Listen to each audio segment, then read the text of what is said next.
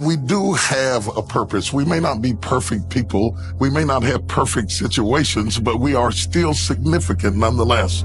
And we have been blessed with a rich body of emotions. We have emotions. We're not like roses or plants or bushes that have life without feeling. We have feelings. And when we use them properly, they are very effective in motivating you toward your destiny. I want you to be clear and understanding that purpose and passion are interconnected. Unfortunately, we live in a crazy world that we're busy all the time. Everything fast. And we are losing touch with who we are, our inner sense of passion. But it is your passion that empowers you to be able to do that thing you were created to do.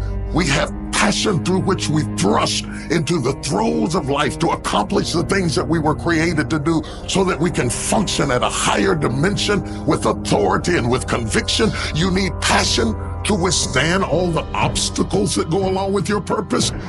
Just because you're living on purpose doesn't mean you're going to have problems. You're going to need thrust to be able to get up off the ground and to step into the field of your dreams. Even if you have not landed on the thing, at least get in the territory of the thing you are dreaming to do and that you hope to accomplish to do. And through that passion, you're able to ignite things you have never ignited before. I hear you. You're saying, I don't feel a thing.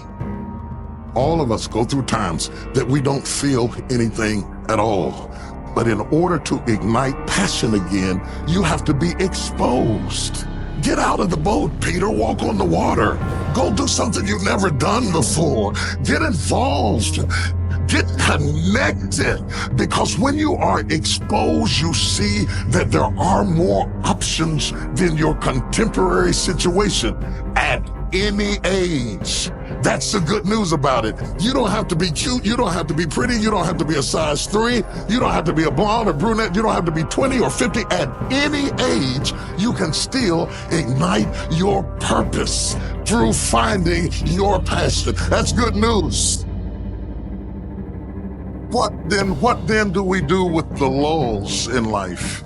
The dark shadows in life. We all have them. The secret pains and burdens that we have in life. Are they in fact distractions from our purpose?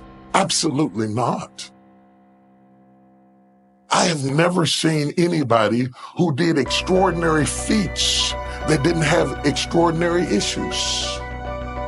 It is the passion that gives you the power you need, but it is the pain from which you have the conviction about it. If you had not been through some pains, you would not have the burning to do what you do. I believe that children are like arrows. They need to be directed. You aim them at the thing you want them to hit, but you don't push an arrow, you pull it away from it.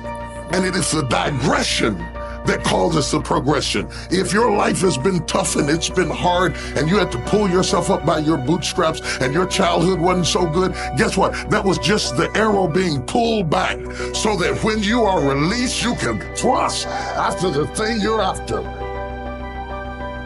So you don't have to grieve over what you didn't get and what didn't happen and how you were treated and who didn't raise you and who didn't love you. You don't have to grieve about it at all. Once you understand, the greater the digression, the stronger the progression.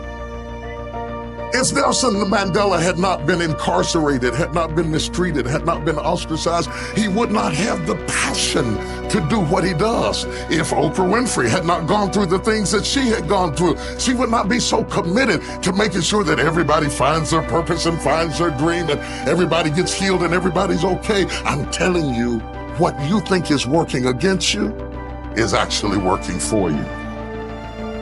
My challenge in our generation is that gradually through entertainment, through television, through media, through every way possible, we are living in a generation of the dumbing down of ideas. Because we have traded effectiveness for busyness. Statistics say we are busier than any other generation we have seen in the last 300 to 400 years. We are so busy. We are busier than a one-arm wallpaper hanger. We're just busy. We are just as busy as we can be, and we think because we're busy, we're effective. But I want you to challenge your schedule for a minute and ask yourself, are you really being effective? Or is your life cluttered with all kinds of stuff that demands you and drains you and taxes you and stops you from being your highest and best self? And are you substituting busyness and all the chaos that goes along with busyness from being effective? Let me tell you, a bunch of scientists got together and they began to do some research, and they began to determine that 80% of the things we do are busy things that we do in an area that is not effective, that the average person only spends 20% of their time doing the thing that they are really gifted at, created at, passionate about, excited to do. And the rest of it is all the dismal, dumb stuff that we all have to do in order to survive. Just crazy stuff that we're doing. Wonder what would happen if we would go from doing 80% of things that are busy but not effective and 20% of the things that are really effective if we would switch those numbers around and only give 20% of our time to the things that we have to do and 80% of our time to the thing that we were created to do. Wonder what would happen to your life. Now think about it a minute. There's a lot of things you could take from me and I could make it. You could take my suit, I got another one. You could take my car, I could get another one. You could take my house, I could get another house. But when you take my time, you have taken something from me that is totally irreplaceable. We take all kind of classes for money management. We know how to manage our money. We know how to repair our houses. We're working on our hair and our bodies and all of this kind of stuff. We do everything except the most important thing is to value our time. It takes time to be creative. You were meant to be creative. You were created in the likeness and the image of a creator, and in that likeness and in that image, you have creativity.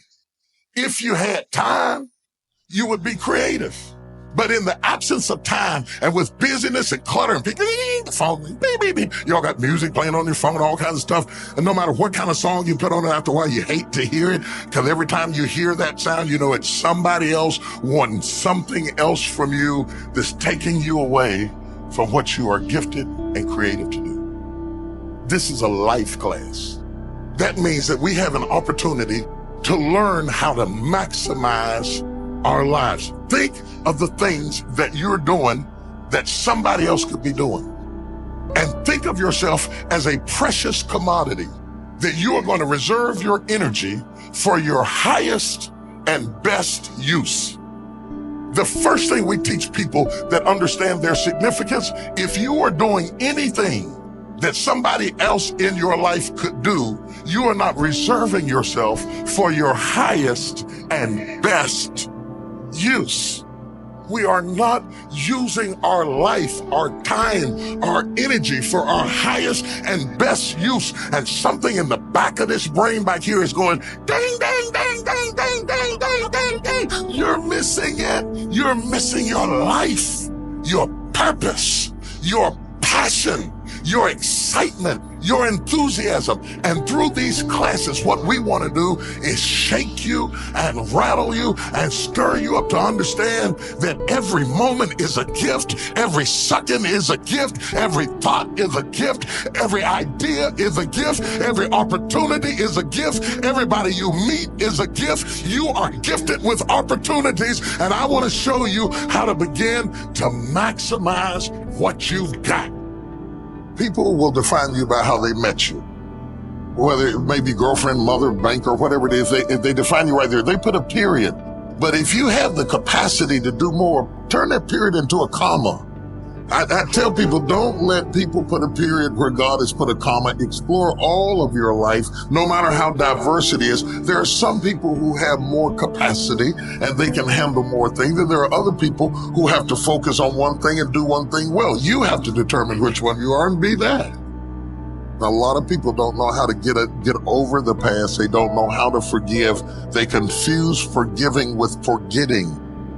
You don't have to forget it to forgive it. They need to also realize that forgiveness is a gift you give yourself. It does not exonerate the perpetrator. It doesn't mean that they weren't wrong. It just means that I'm not going to be tied to what they did the rest of my life.